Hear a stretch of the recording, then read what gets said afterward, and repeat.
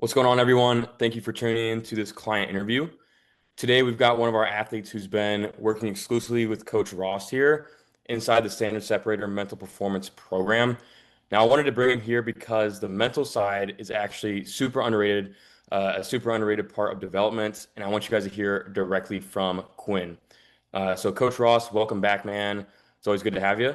Quinn, why don't you start by introducing yourself, my man, giving everyone a little bit of background as to who you are and where you play. Yeah, so I'm Quinn. I played outfield at Olivet Nazarene this past year as a freshman. I came in as an infielder, but played outfield most of the year. And I'm currently in the transfer portal, so looking for a place right now. Sick, man. Coach Ross, why don't you do the same, brother? Yeah, I'm work with Coach Kelly in the close the gap protocol for Kelly training. As he kind of said, I'm kind of head the mental side of it, and then I also handle all the development that we do for hitting and programming for the weight room stuff. So I had the opportunity to work with Quinn. He approached me going into his freshman year, really seeking some guidance as far as his mental game, and so really glad we were able to get in touch and I was able to be part of his journey. Sick. Awesome. Well, Quinn, why don't you take us back a little bit before doing any programming with Coach Ross here and take us through what your mental game looked like, before actually reprogramming your mental state and your subconscious, man. Yeah, I would say like most guys, like my performance was a direct cause of my past performance. So like especially just going up to the plate, it was like if I was struggling, like in my mind, it was just like make contact, just hoping not to strike out. And there's at times that like when it's really going rough, you just have zero confidence. That's the only thing that was running through my head.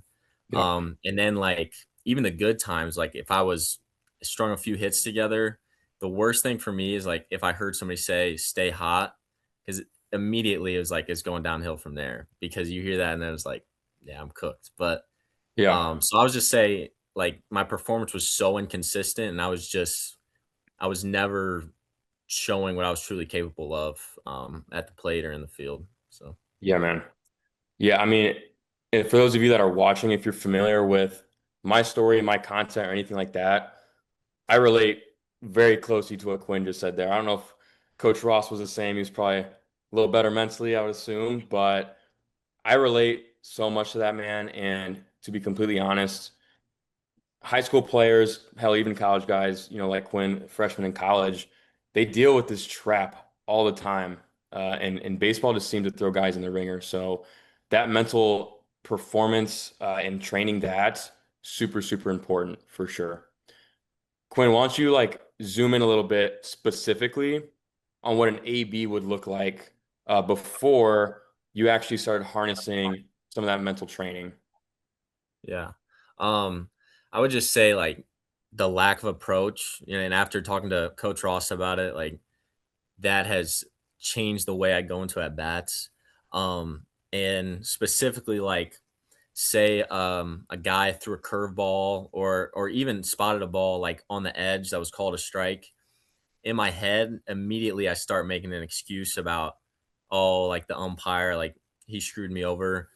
And then no matter what happens in that at bat, like I have an excuse, a built-in excuse for it.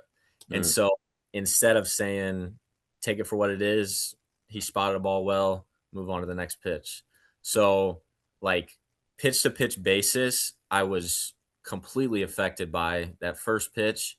And then I really was not getting my swings off in hitters counts. And like I couldn't slash a double in the gap because I was just hoping to make contact even when it wasn't two strikes. So it was just an excuse mindset and then a weak mindset of, not hunting, instead. And I was on the defense most of the time.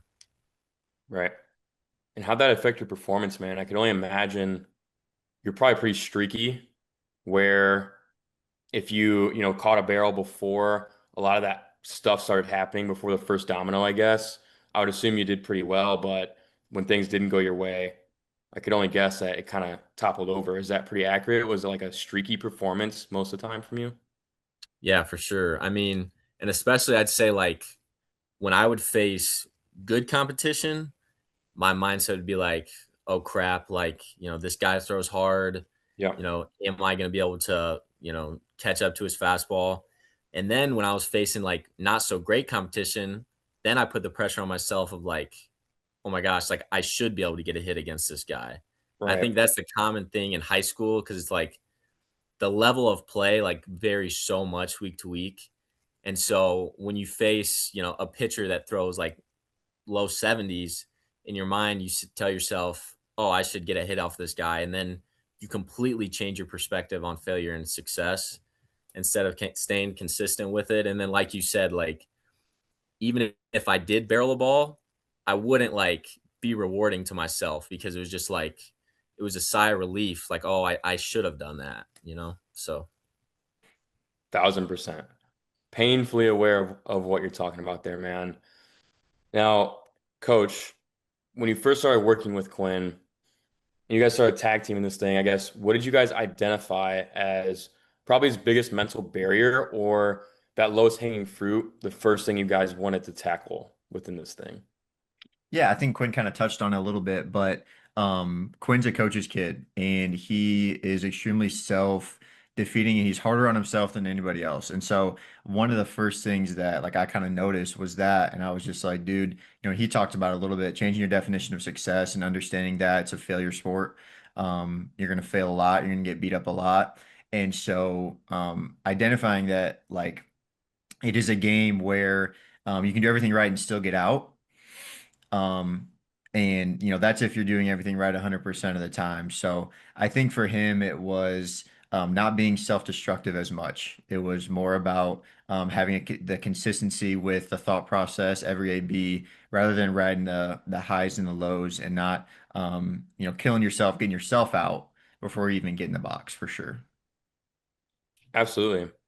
And within the protocol here, if you guys are unfamiliar that are watching, which I'm sure you don't have a full idea of what's actually in the standard separator, we have 12 different courses in here, and they all kind of span and touch on different components within that mental game. One of those is, like a mental reset between pitches, your pre-AB routine, stuff like that. What did that look like for Quinn? What did you guys implement, and what was that process mainly orchestrated around for him?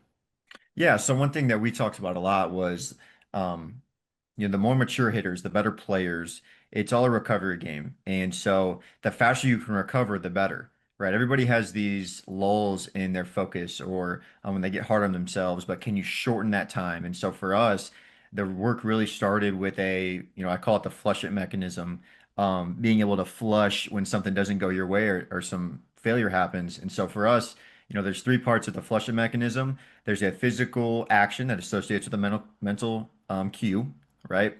There's the second step is going to be a breath. The breath is crucial. Does a lot of things neurologically and then also physically.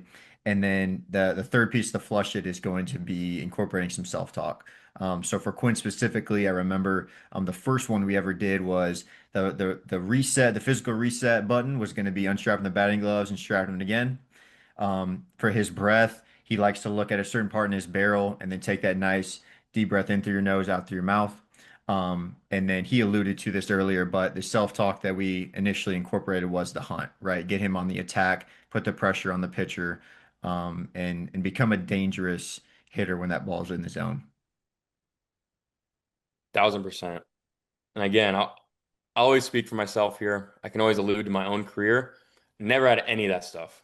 I mean, at least when I played, and I know a lot of people I played with, you kind of just walk in the box. You don't really have a plan, really don't have an approach either. Not that that's even really the topic here, but definitely not a mental plan, definitely not a reset, definitely not a physical, any of that stuff. Just kind of just walk Yeah. in there and hit. And I Well, think, I think not to interrupt you, but I think yeah, you know, I talked about it, but understanding that it is a failure game. And so it's pretty naive and ignorant of us to think that any game is going to go perfectly for us. So troubleshooting adversity is massive, I think, number one. you kind of get ahead of the fear, right? You put it out in the open and understand that it's probably not that deep, right? The sun's going to come up the next day. But then when you lay out your fears, and this can be done through various things. One of the things, and this is a course in our program, is the journaling aspect. And I know Quinn will probably touch on this a little bit later, but troubleshooting adversity, getting ahead of the failures, and saying, okay, when this does happen in a game, here's what I'm going to do. Because if you don't have a plan and process, then you're setting yourself up for failure 100%. Absolutely. I want to give you guys the opportunity to maybe have some back and forth about your guys' experience working together. So, Coach Ross, I know you got a couple questions for Quinn here. Um, just curious, maybe on the tools or frameworks you guys use specifically that were like the biggest difference maker. I know we talked about the pre-AB routine, but like, what was that one that was just over and above all, probably the most important and impactful? Yeah, I'll let Quinn answer this one first. Sweet. Yeah. Well, coach touched on it, but the hitter's journal, and like I know it seems like very, I don't know the word, but like just like scripted. Like I don't at first you're like, I don't know how this is gonna help me, but it Mm, literally changed the way like I go into a practice. And so like a few of the things, and he talked about it was the physical cues. But in the hitter's journal, like there's a gratitude piece and it asks like, what am I gonna be grateful for today? And then presence, like how will I stay present today? And so for me, like I specifically remember early in the spring, like I would just say, I'm going to take deep breaths when I'm on deck, not even when I'm playing, like when I'm on deck or during batting practice. And then I'm just going to like look around and then take time to acknowledge that like I'm playing college baseball.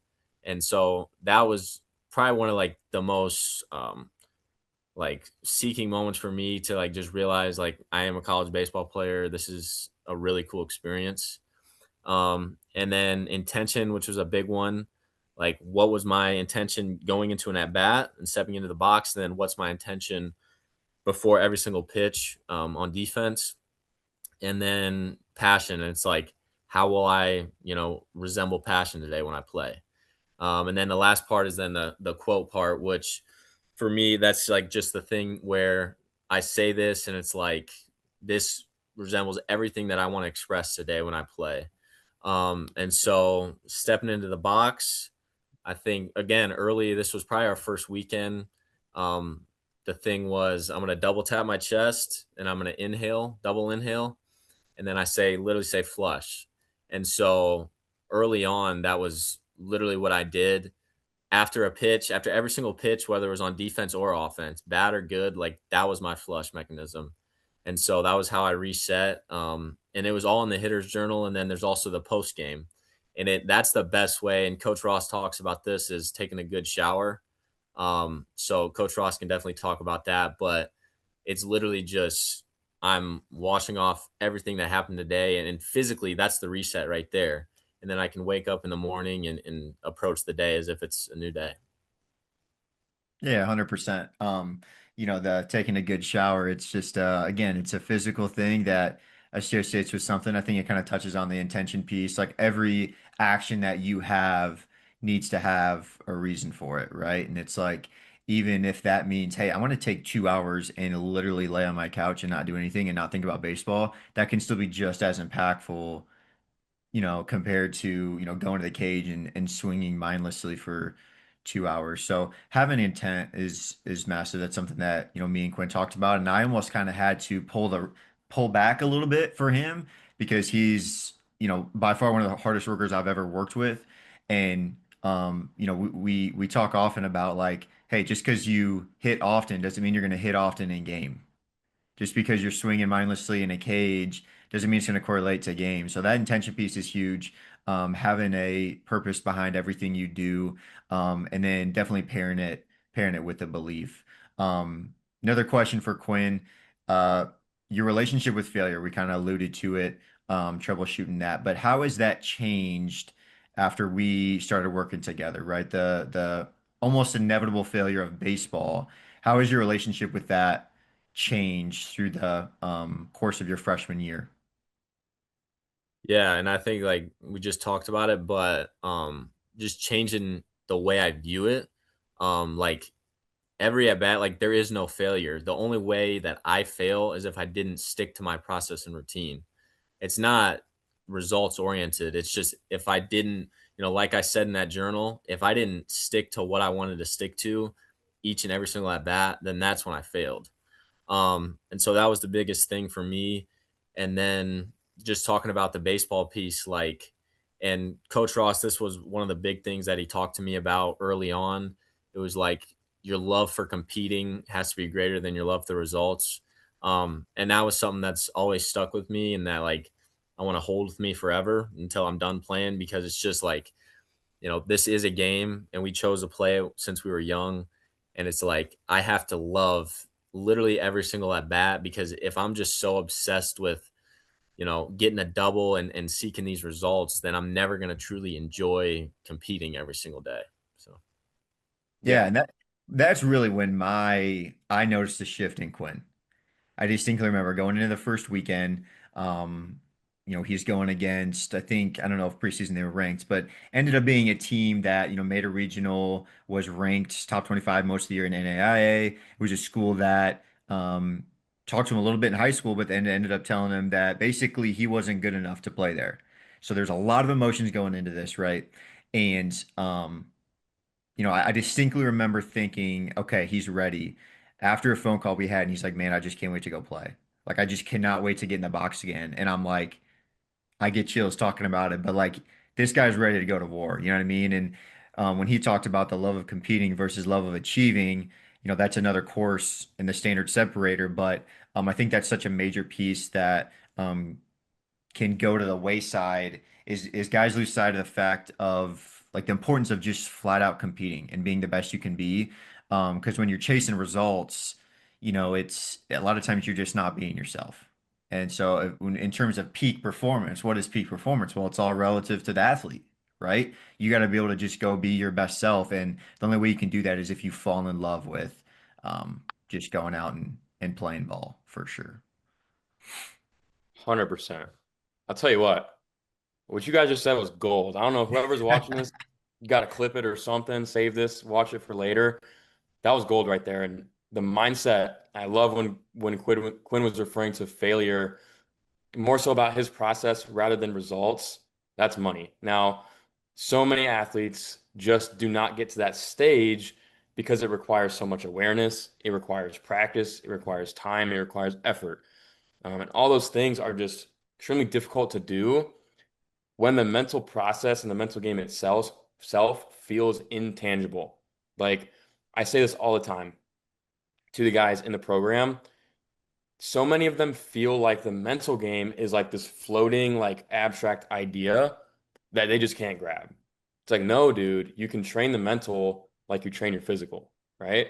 Takes reps, takes patience, takes a correct program, uh, you know, to actually improve. It's not some, hey, I'm stuck with this mental game.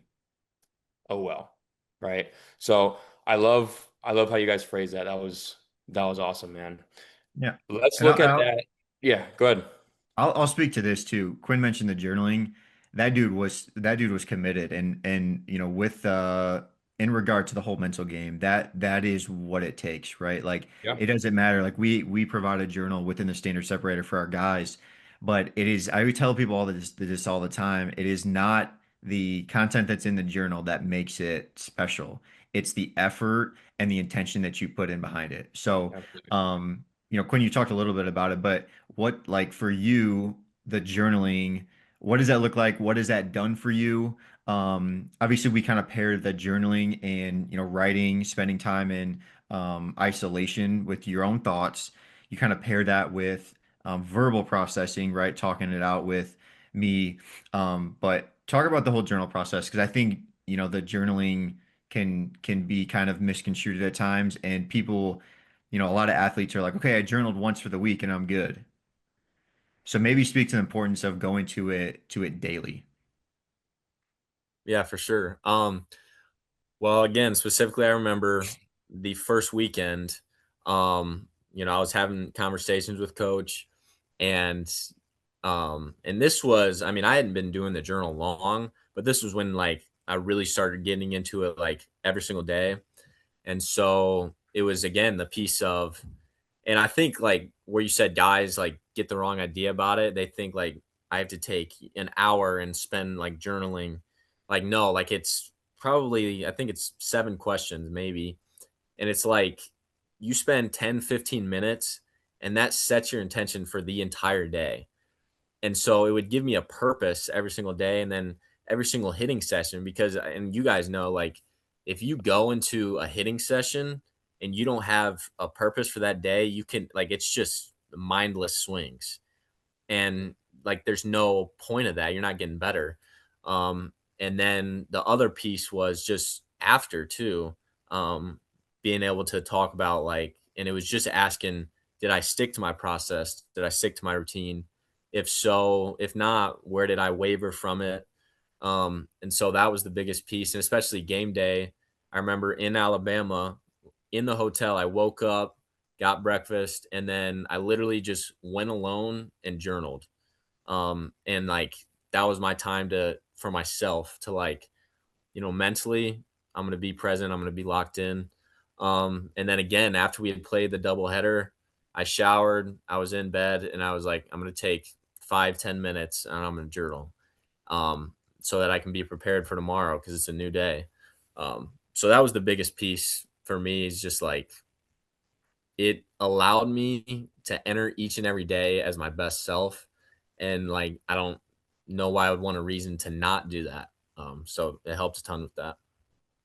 Yeah, I think something that a lot of guys also kind of misconstrued is like they think that, hey, when you start doing the mental stuff, your game's going to immediately get better and you're not going to deal with any adversity after that. And so now I kind of want to transition. Quinn, you had, I mean, by far, I mean, your best weekend was the first weekend, right? You were a freshman, you went in, it was your first college ABs, and you dominated, man. You were the most dangerous hitter. And then you kind of dealt with an injury. And so talk about kind of the rest of your year, right? Because it wasn't all sunshine and rainbows after that. Talk about kind of the rest of your year, the struggles with the injury, obviously mentally, and then kind of going into this period of deciding to transfer, kind of bet on yourself. Um, Putting all of that with the mental stuff that we've kind of talked about, where's your head at now? And, what has sticking to all the mental stuff for your entire season allowed you to have some sort of mindset going into this period of unknown, really?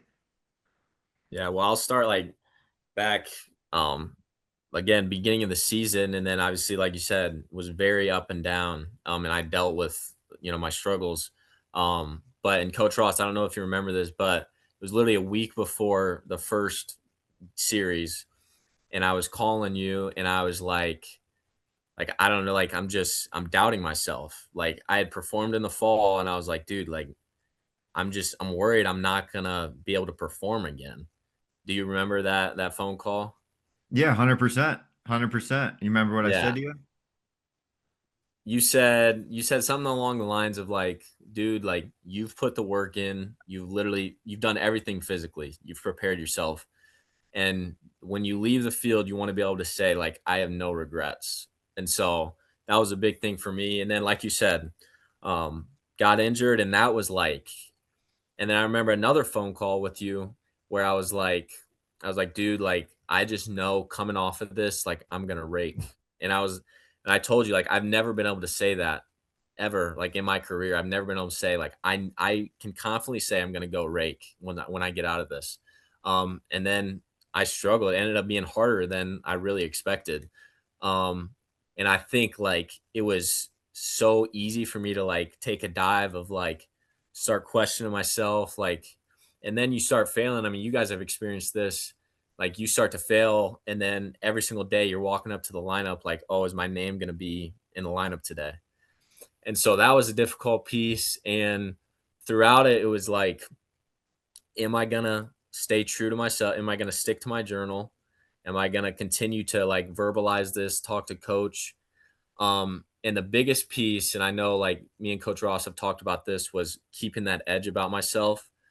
And it was like when I started to like stop seeing results and I wasn't like say I wasn't playing, and having a conversation with a coach, it could be like, oh, like you have to continue to be a good teammate, which you do for sure. But it was like, just like, embrace this new role. And for me, it was like, F that, man. Like in my mind, I'm a starter. And every single day when I come to practice, it's like, I'm going to prove you wrong. So I could not lose the edge about me. That was the biggest thing. And so now, like you said, being in the transfer portal, it was like every single day, I want to keep that edge about me. Like I have something to prove, man. And so it's just like, that's the type of player. That's how it's fueled me. And like you said, a big weekend, first weekend against a team that like didn't recruit me out of high school was like another specific situation. Like I started off 0 for 2, and that was like the first game I was 0 for 2. And then I remember going into that at bat, and we're facing a guy like throwing low 90s, touching mid 90s, really good stuff. And our third base coach, Coach Screeden, he just said like, hey, like screw this guy. And I was like, nah, like fuck him. I was like, fuck these dudes, man. And I literally hit a double down the line, like first college hit ever. And like that's what fuels me, man. Like having that FU mentality. And so again, to this day, like that's gonna help me compete at my best. And so as a player working with coach and then with the journal too, it's really just like kind of having that self belief and then knowing who you are as a player, like what makes you tick, So that's one of the biggest pieces that, the journal and all the entire school thing, it can help you with. So, Yeah, I think the courage piece cannot be overstated enough, right? Like you got to have the courage to stick to your plan. I know you talked about that, and then I think a big misconception with the mental game is it's like it's all foo-foo, right? It's all like happy-go-lucky. Let me be positive.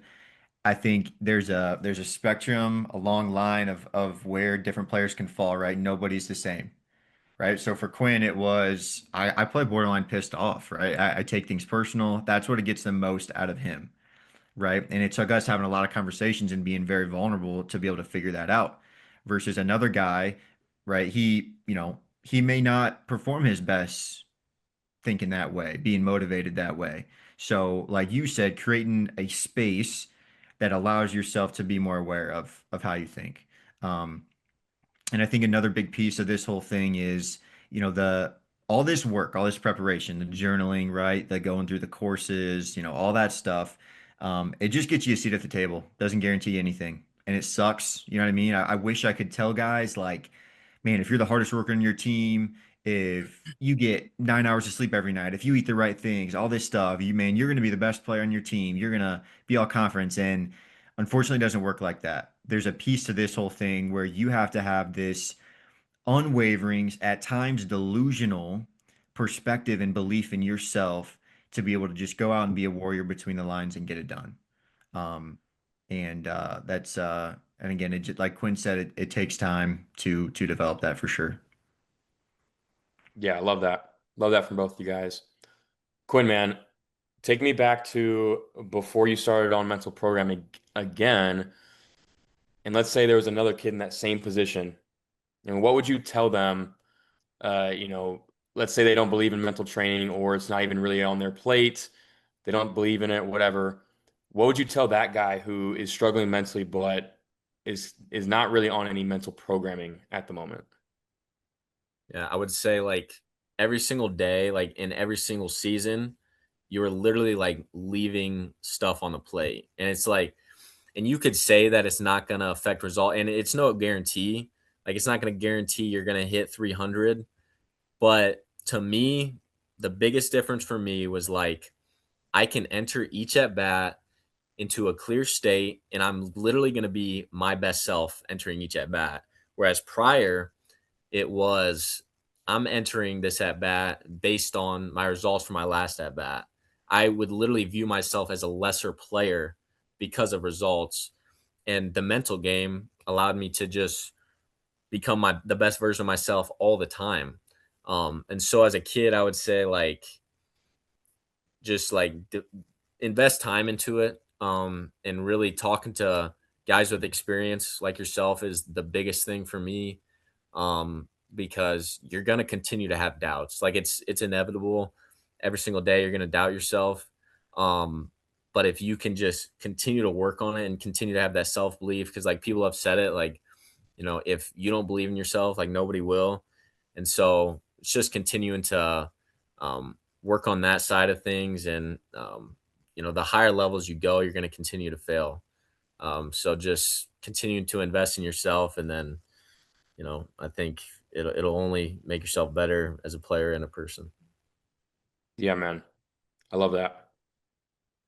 Worth noting there that mental is a life thing. It's not just baseball, right? So everything we've alluded to, everything we've talked about with Quinn and Coach Ross in their conversations, like this stuff applies to life, to Quinn as the person who is just a baseball player, right? So it goes a lot deeper than, stepping in the box, taking your ABs, right?